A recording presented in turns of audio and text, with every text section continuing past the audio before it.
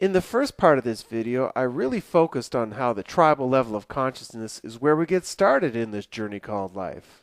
And to prove my point, I gave a number of examples of how tribal people think that I think most of us are glad we've outgrown. However, even though the tribal level represents a lower level of consciousness, at this point in our history, being a modern society, there are also a number of characteristics of tribal life that we can learn from today. However, as I'll show in this video, what we want to do when we learn from tribal peoples is not go back in time to the way they used to live. Nobody wants that. But rather what we want to do is take what was great about these cultures and integrate them into our way of living so that we can grow. And in my opinion, above all else, what we truly need to understand from tribal culture is that spirit is truly everywhere. As tribal people believed, every moment of our lives is a spiritual experience, and every choice we make or action we take has a spiritual dimension and spiritual consequences. But how many of us are actually thinking of the spiritual dimension of life, for example, when we're at work, lying to our clients, or hiding losses? I wonder what the spiritual implications are going to be in families where the parents don't spend any time with their kids. 27 million Americans, that's 1 in 10, are currently on antidepressants, and that doesn't include all the people on illegal drugs. To me, this is just a sign that on a spirit level, people in today's world are really suffering. And for the most part, they're trying to relieve their suffering in entirely the wrong way, often through addiction. So while it's true that our modern world has brought us many technological wonders and a great degree of individual freedom, our overdependence on purely rational materialist thinking has led our culture into a type of wasteland, or as Ken Wilber calls it, the flatland, a purely rational and meaningless world, which feels flat because it has no depth to it. And it's right at this point in our desperate thirst for meaning in life that we can start to look to the tribal cultures for inspiration. Now, this doesn't mean that we need to follow a strict series of superstitious beliefs in order to keep from being punished by the spirits. No, this time around, rather than trying to please the spirits out there, we're trying to follow and satisfy our own inner spirit. You see, at every level of consciousness, the intuition of our inner spirit is communicating to us from the other side.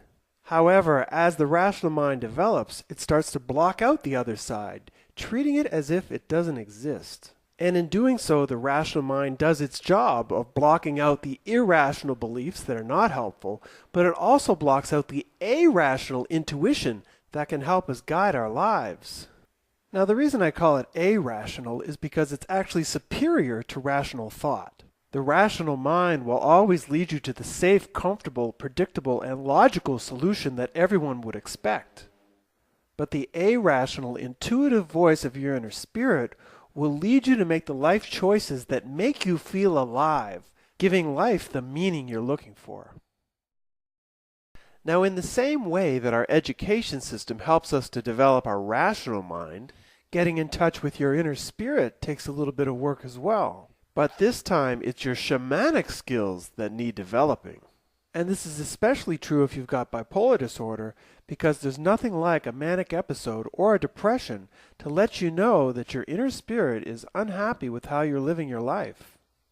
And so now I'd like to give you a few tips on how to develop the shamanic side of yourself. So the first thing you might want to do is start paying more attention to your dreams. As I mentioned earlier, the other side, our dream world, was considered as real to tribal people as this world is to us. However, for the most part in our modern world, we're taught to ignore our dreams.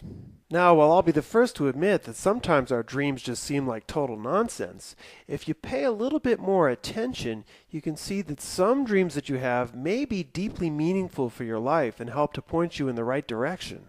It was a single dream that inspired me to go to Peru, where I met my wife, and then more dreams that inspired me to leave my country of Canada to move to her country of Brazil. Now, sometimes the message of the dream might be obvious. For example, if you have a dream that you're killing your boss, it might be a sign that it's time to quit your job. At other points, the meanings of the dreams may seem more mysterious and symbolic, like the recurring dream I used to have that I was being chased by a tiger. Eventually I figured out that this tiger represented my inner spirit and that I was ignoring it. That's why the tiger was chasing me. And looking back, I can honestly say that it has been in following my inner spirit and ignoring my rational mind that I've made some of the most important and interesting choices of my entire life. Now, if you're interested in taking a deeper look at your dreams, I also highly recommend meditating, especially before you go to bed. A short meditation of just 15 or 20 minutes can help to make your dream world more vivid, meaningful, and alive. And as you get more practice, you might even want to try lucid dreaming, where you're able to become conscious in your own dream, controlling the elements in the dream while you're there. And one other aspect of our dream world that few people realize is that this dream world stays with us while we're awake. And even though the rational mind is dominating our daily life and we're obsessed with the sensory world around us, all we need to do is close our eyes and we'll find that our dream world is there and it will respond to us.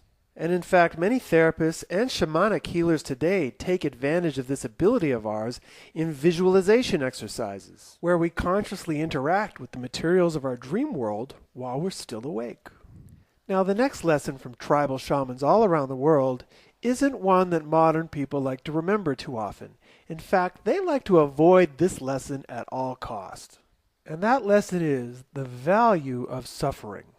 Let's face it, it's a tough world out there, and it's always been a tough world. And in fact, the world has never been tougher than when you're living in tribal society. But what these people understood was that it was in overcoming their suffering and enduring their pain that they actually grew in strength and even purified their souls. And as a result, many of the rituals performed by tribes around the world are often extremely painful. Take that sun-moon dance I was talking about in the first video. Now, like I said before, 3 days, no food, no water. It's not an easy ritual to go through. But having done this dance 4 times, I can tell you that it's precisely because of the intensity of the suffering that it's the most powerful ritual that I've ever been a part of. Now, does this mean that I'm recommending that everybody go out and starve themselves to death, tattoo your face, and stick pins through your chest? No. But I am hoping that the kind of courage tribal people show when they go into their rituals will inspire you to face the pain and suffering of your daily life. Because what you're going through in your daily reality is just as important on a spiritual level as what you would endure in any tribal ritual, and often takes just as much courage.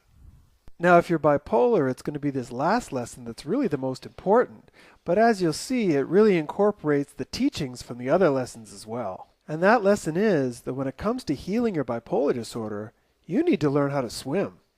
You see, it's been well documented that many shamans become shamans after experiences of being plunged into the other side, or what psychiatry would call an acute psychosis. But of course, the big difference is that while the psychosis is blocked by psychiatry, the shaman learns to swim there. That's where he gets his power. And just like the shaman, when we have bipolar disorder and these experiences basically take us over, rather than running from them and blocking them like modern society wants us to do, we need to start embracing and engaging these experiences just as if we're swimming on the other side, just like a shaman. So just to give an example, when you're in a psychosis, you might feel like you're a bear or you want to act like a bear and you don't even know why. Well, according to psychiatry, you would block that experience with medication. But following the shamanic path, you're going to want to let that bear come out. You're going to want to let yourself roar or even just move around the house like a bear, provided that you're not hurting yourself or anyone else. And this is how we heal the disorder. We get in touch with those feelings or energies that are coming from the other side, and we want to be them. We want to express them in the way that they want to be expressed. So whether you feel like a warrior from a past life or a baby being born again, if you feel like you're traveling through space or you've become the reincarnation of Jesus Christ, you need to be able to express these things in order to sort of move through the process. However, as opposed to the tribal shaman who is going to see the world from his magical perspective, interpreting these experiences in concrete, literal terms, eventually when you heal your bipolar disorder, you need to be able to look back on your experiences and see them as spiritually meaningful, emotionally meaningful, and deeply symbolic, but not as the physical, literal experience that you seem to be having at the time. It's the difference between knowing that you accessed your bear energy and thinking that you were an actual physical bear. Or perhaps more importantly, it's the difference between knowing that you had accessed your Christ consciousness and thinking that you are still Jesus Christ, the Messiah here to save the earth. And in this way, it could very well be your ability to interpret your experiences symbolically and not concretely that could make the difference between you healing from your bipolar disorder and being stuck in a mental hospital. So if you're looking to evolve out of your bipolar disorder, I highly recommend taking a closer look at shamanism, because at the end of the day, the only person that's going to be able to heal you is the shaman that lies within, your own inner healing shaman.